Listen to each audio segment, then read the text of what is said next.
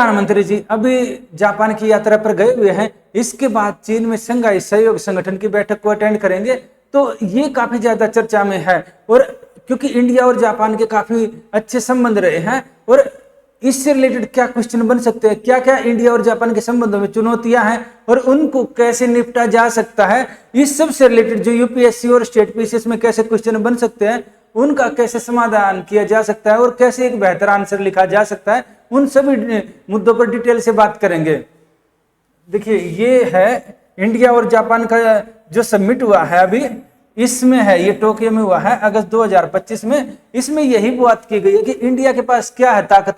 India के पास work force बहुत ज्यादा है। आप देखेंगे देश की आबादी बहुत ज्यादा है, 140 करोड़ से ज्यादा लोग हैं। और जापान के पास क्या है, बहुत अच्छी टेक्नोलॉजी। अगर दोनों मिल जाते तो बहुत ज्यादा ताकत क्रिएट करते। तो इसी के बारे में सारा मुद्दा है। ये है कि की टेक अवे फ्रॉम इस समिट से क्या क्या निष्कर्ष निकला।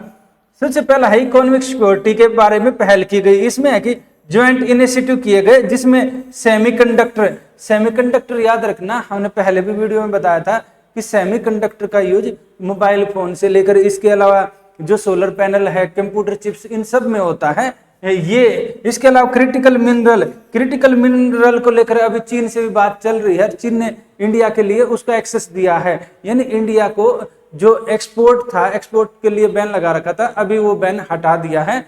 ये काफी ज्यादा जरूरी रहते हैं। इसके अलावा AI, artificial intelligence, clean energy की हम बात करते हैं, नई टेक्नोलॉजी, ग्रीन हाइड्रोजन वगैरह, इन सब को लेकर यहाँ पर दोनों के बीच में सहमति बनी है और उसको लेकर कई पहल की गई है। इसके अलावा है, दोनों ने इन्वेस्टमेंट टारगेट को ना रिवाइज किया गया है। यहाँ पर जो पहले है 5 ट्रिलियन येन का टारगेट था, उसको बढ़ाकर 7 से 10 ट्रिलियन येन का किया गया है, जो कि आने वाले समय में भारत में इन्वेस्टमेंट किया जाएगा। इसके अलावा है जो सेक्टोरल पार्टनरशिप है, जो अलग अलग सेक्टर की पार्टनरशिप है, जिसमें कि B2B, बिजनेस टू बिजनेस, यानी एक तो यानी कि एक कंपनी से लेकर, जैसे टाटा की कंपनी है और जापान की है ना, जैसे निक्की कंपनी है, इसके अलावा बाकी और जो कंपनी है आपस में उनका पार्टनरशिप बढ़ाया जाएगा, यानी कंपनी टू कंपनी पार्टनरशिप, जिसमें कि स्टील है, आर्टिफिशियल इंटेलिजेंस है, स्पेस है, अंतरिक्ष के क्षेत्र में जापान की एजेंसी और इंडिया का है ना इसरो साथ में मिलकर काम करेंगे। एजुकेशन, शिक्षा के लेवल पर काम करेंगे जापान की नई टेक्नोलॉजी शिक्षा में, जैसे एनिमेशन टेक्नोलॉजी है ना, उससे शिक्षा को और अच्छा बनाया जाएगा। और बाकी टेक्नोलॉजी, खाली एनिमेशन नहीं, बाकी टेक्नोलॉजी का भी यूज किया जाएगा। क्लीन एनर्जी का हमने बताया कि सोलर पैनल से लेकर इन सब पर काम किया जाएगा साथ में मिलकर। इसके अलावा है जो यहाँ पर हम बात करते हैं, ये तो बात हुई थी कि इसमें किन किन पहलुओं पर बात किए गए, बिजनेस टू बिजनेस और इंडिया में इन्वेस्टमेंट बढ़ाने को लेकर, और अलग अलग मुद्दों पर बात की गई, जिसमें आर्टिफिशियल इंटेलिजेंस से लेकर ये सारी चीजें शामिल हैं। अब ये है कि इंडिया और जापान के जो रिलेशन रहे हैं वो किस तरह के रहे हैं, और इनको हम अलग अलग पहलुओं में देखने का प्रयास करेंगे। ये है इंडिया और जापान के जो रिलेशन है, यहां पर बात करेंगे। सबसे पहले इकोनॉमिक रिलेशन, यानी भारत और जापान के आर्थिक संबंध है। इंडिया जापान के आर्थिक संबंधों में हम देखेंगे इकोनॉमिकल, इसके अलावा डिफेंस से रिलेटेड बात करेंगे, और कल्चरल रिलेशन, यानी जो हमारे और जापान के जो सांस्कृतिक संबंध है, इन सब के बारे में बात करेंगे। इंडिया जो ट्रेड है और इन्वेस्टमेंट है, दोनों के बीच में बायलैटरल जो है ट्रेड है, ये 22.8 बिलियन डॉलर तक पहुंच गया 2023-24 में। पर हम देखते हैं ना, यहाँ 21 के आसपास स्टेबल रहा है। 2024-25 में लगभग हम 21 के आसपास मान सकते हैं दोनों के बीच में इंडिया और जापान का जो ट्रेड है ये है। इसके अलावा जापान क्या है, जापान इंडिया में ना 5वां सबसे बड़ा FDI है, FDI का स्रोत है, यानी कि जापान इंडिया में 5वां ऐसा देश है जो सबसे ज्यादा निवेश करता है। ये आगे है कि 42% क्यूमुलेटिव ट्रेड है दोनों के बीच में, ये दिया हुआ है 43.2 बिलियन डॉलर था 2024 के दिसंबर का, ये डाटा दिया हुआ है। कई सारे प्रोजेक्ट में ना जापान इन्वेस्टमेंट कर रहा है, जैसे Mumbai Ahmedabad high speed rail है, इसमें इन्वेस्टमेंट कर रहा है। यहाँ पर जापान ने ना इन्वेस्टमेंट करते हुए ना बहुत कम ब्याज पर लोन दिया हुआ है उसको, और इजी EMI के थ्रू उसको चुका सकते हैं, इस तरह किया हुआ है। यहाँ बहुत अच्छा काम कर रहा है। इसके अलावा क्या है, इमर्जिंग सेक्टर है, जैसे कि डिजिटल में, क्लीन एनर्जी में है, और काफी जगह भी इंडिया और जापान के संबंध अच्छे हो रहे हैं। तो ये आपका इकोनॉमिक वाला पार्ट आप देख सकते हैं। इसके अलावा है कि स्ट्रेटेजिक रिलेशन में दोनों में रणनीतिक किस तरह के संबंध है, इंडो पैसिफिक विजन में दोनों साथ आते हैं। इंडिया जब बात करता है ना एक्ट ईस्ट की, यानी पूर्व की ओर देखो नीति की, इसमें यहाँ पर हम देखते हैं कि ये है जो समुद्र है जिसको साउथ चाइना सी की बात करते हैं। इसके अलावा फिलीपींस है, वियतनाम है, बाकी देशों की बात करते हैं।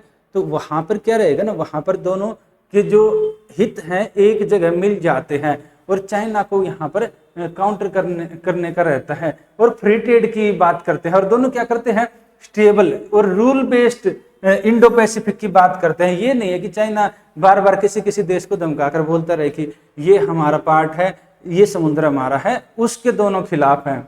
इसके अलावा 2+2 डायलॉग है दोनों में, यानी दोनों के रक्षा मंत्री हैं और इसके अलावा दोनों के विदेश मंत्री हैं, मिलकर बैठ के बात करते हैं और उसको आगे बढ़ाते हैं कि आगे संबंध किस तरह बढ़ाया जाए।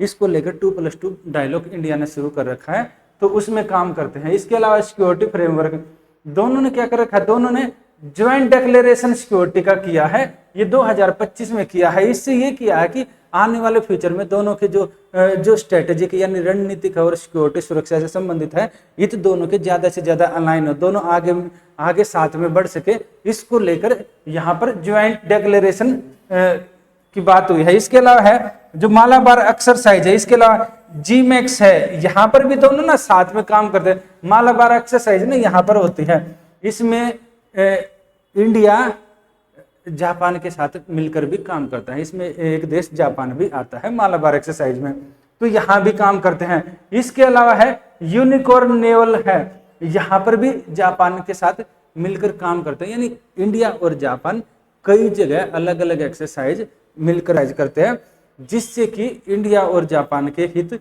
जो कि डिफेंस और रणनीति में है वो साथ आ जाते हैं। आगे अगर हम देखते हैं तो कल्चरल भी दोनों के संबंध ना बहुत अच्छे रहे हैं। कल्चरल है, दोनों पुरानी सिविलाइजेशन रही हैं और इंडिया का जो बौद्धिज्म है, बौद्ध धर्म का इम्पैक्ट इस पर जापान पर बहुत ज्यादा रहा है। इसके अलावा है जापान ने क्या किया था, India Japan year of tourism exchange था, ये 2024 में रहा था कि दोनों आपस में क्या करेंगे, दोनों यानी कि टूरिज्म, इंडिया के टूरिस्ट वहां जाएंगे जापान में, जापान के टूरिस्ट इंडिया में आएंगे, इसको लेकर बातें हुई थी। इसके अलावा है कि जापान क्या कर रहा है ना, जापान इंडिया का जो वर्क फोर्स है, इंडिया का जो श्रमिक वर्ग है, यानी कि इंडिया के जो लोग जापान में जाना चाह रहे हैं, तो उनके लिए स्पेशल प्रोग्राम भी चला रखे हैं जापानी सिखाने को लेकर, ताकि ज्यादा से ज्यादा लोग जाकर जापान में काम कर सकें।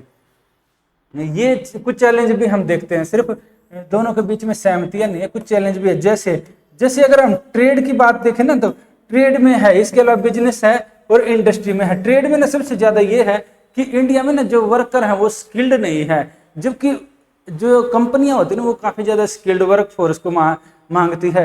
आप नीति आयोग के आंकड़े उठाकर देखिए और बाकी जितने भी आंकड़े देखेंगे ना, तो वहां पर ये दिखाई देता है हमें कि इंडिया का जो वर्क फोर्स है स्किल नहीं है, इतना नहीं स्किल। इसके अलावा जो इन्वायरमेंट है, इंडिया में क्या रहता है, इंडिया में ना अगर कोई कंपनी आती है जापान की या किसी भी देश की, पर्टिकुलर हम जापान की बात कर रहे हैं, तो इंडिया में जो बिजनेस करने आते हैं तो फाइलें, पता लगा बिजनेस आज करना, फाइलें 4 साल तक अटकी रही हैं।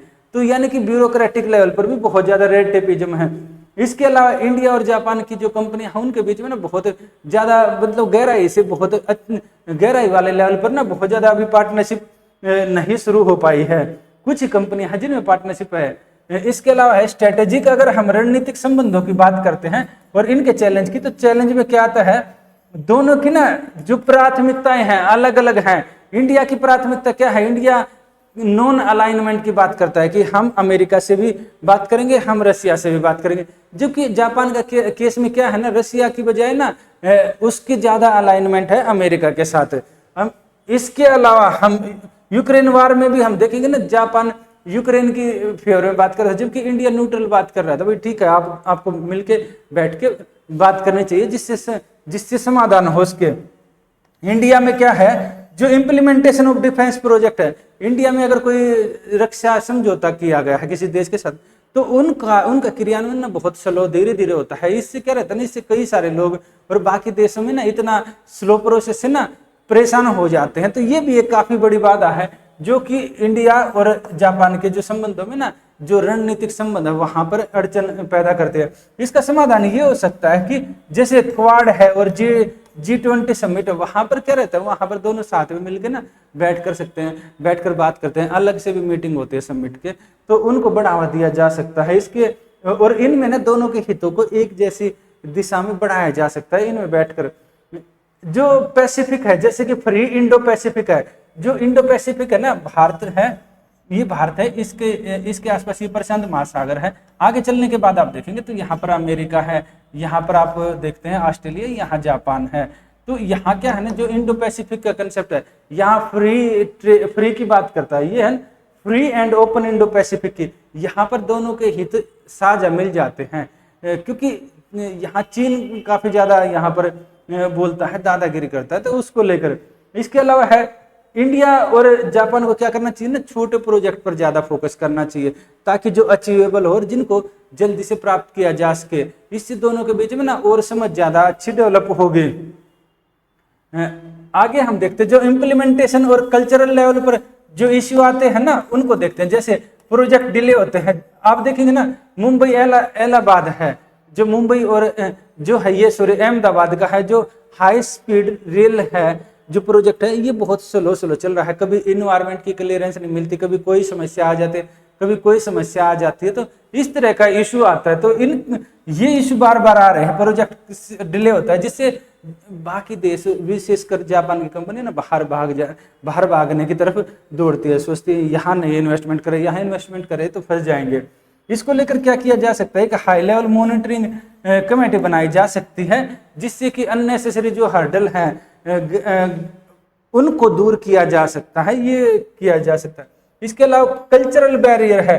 कल्चरल बैरियर देखो लोगों के लेवल पर नहीं, यहाँ पर है बिजनेस के। जो जापान का है वहां पर जापान के लोग ना टाइम के काफी पंक्चुअल रहते हैं। इसके अलावा आप देखेंगे ना बिजनेस के लैंग्वेज का इशू है। जापानीज बोलते हैं, इंडिया में इंडियन भाषा बोलते हैं, जैसे कि साउथ में जाएंगे कन्नड़ मलयालम, इसके अलावा अंग्रेजी भी बोलते हैं। नॉर्थ में आते हैं तो हिंदी और बाकी भाषाएं बोली जाती है। तो उसमें ना दोनों में भाषा को लेकर इशू आता है कि भाई इतना दोनों के बीच में समन्वय नहीं हो पाता है। और साथ में बिजनेस का जो एनवायरनमेंट है ना उसमें भी लेकर इनके लिए क्या हो सकता है, इनका समाधान यही हो सकता है कि दोनों के बीच आपस में ना एक्सचेंज बढ़ाया जाए, कि इंडिया के लोग वहाँ जाए, वहाँ के यहाँ पर आए। और इसके अलावा ना स्किल डेवलपमेंट के प्रोग्राम चलाए जाए, जिससे कि आपस में भाषाएं सीख सके और दोनों के बीच में सहयोग और ज्यादा बढ़ सके। डिजिटल गवर्नेंस को लेकर भी दोनों में अलग अलग अप्रोच है। जहां पर जापान करता है data free flow with trust, बोलता है कि जो डाटा है जैसे ऑनलाइन डाटा है, इंडिया बात करता है डाटा के लोकलाइजेशन की। जो भी आप सर्च कर रहे हैं इसका डाटा बाहर ना जाए। पता लगा आप सर्च कर रहे हैं, आपका सारा डाटा अमेरिका में जाकर स्टोर हो रहा है, अमेरिका जब चाहे जो कर सकता है, क्योंकि उसको आपके आसपास का सारा डाटा है। इंडिया इसलिए बात करता है कि डाटा का इंडिया में स्टोर किया जाए। वहीं पर जापान क्या करता है, डाटा फ्री फ्लो होना चाहिए विश्वास के साथ, ये बात करता है। तो दोनों का ना नजरिया थोड़ा सा अलग है। इसके लिए क्या किया जा सकता है, ये जो डिजिटल स्टैंडर्ड है ना इनको हार्मोनाइज किया जा सकता है, यानी कि दोनों का एकीकरण किया जा सकता है, कि जिसमें दोनों की बात रखी जा सके और ज्यादा बेहतर समाधान निकाला जा सके। दोनों की बात तो यानी कि जहां इंडिया को जहां जहां इश्यू आ रहा है उसका समाधान किया जाए, और एक लेवल तक दोनों को कोशिश किया जाना चाहिए कि मिक्स होकर काम किया जाए। यहीं पर क्या रहेगा। इसके अलावा है जैसे प्रधानमंत्री है, प्रधानमंत्री जी का स्टेटमेंट लास्ट में चाहे तो कोट कर सकते हैं। ये अभी इंडिया जापान इकोनॉमिक फोरम में बोला था, तो इन्होंने क्या कहा है कि जापान की टेक्नोलॉजी वही बात है और इंडिया की जो वर्क फोर्स है दोनों मिलकर एकदम बहुत अच्छा काम कर सकते हैं। इसने बोला है ना, India larger scale and talent combine with Japan technology excellent can create powerful partnership, यानी बहुत अच्छी साझेदारी विकसित हो सकती है दोनों को अगर कंबाइन कर दिया जाए। और इसके अलावा ना ग्लोबल साउथ में भी, ग्लोबल साउथ यानी कि जो भूमध्य रेखा से नीचे के देश है ना, उनमें भी अगर दोनों मिलकर इस तरह काम करते हैं, टेक्नोलॉजी और स्किल फोर्स है दोनों मिलकर काम करते हैं, तो उसको भी लीड कर सकते हैं, ये बात किया गया।